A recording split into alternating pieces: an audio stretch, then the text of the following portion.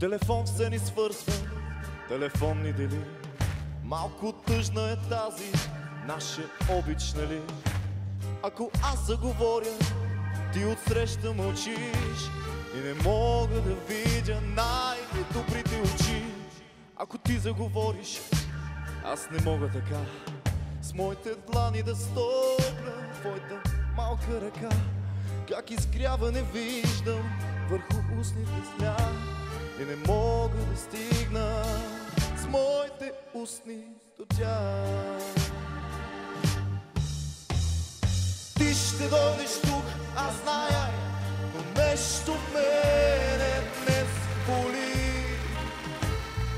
Най-далечно разстояние е той, което ни дели.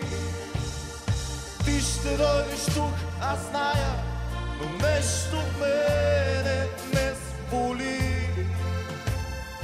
Най-далечно разстояние е той, което ни дели.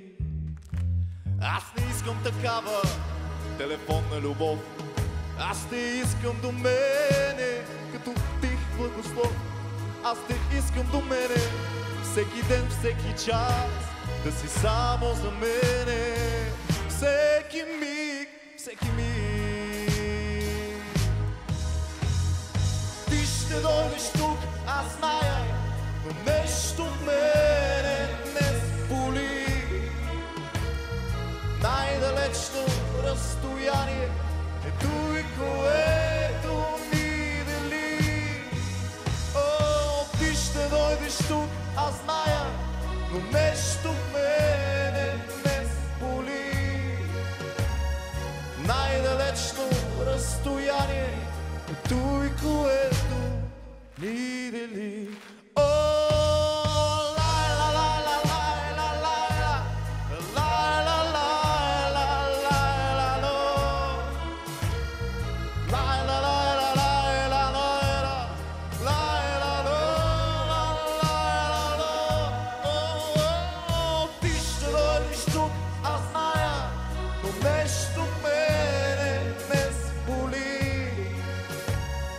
Най-далечно разстояние е той, което ни дели.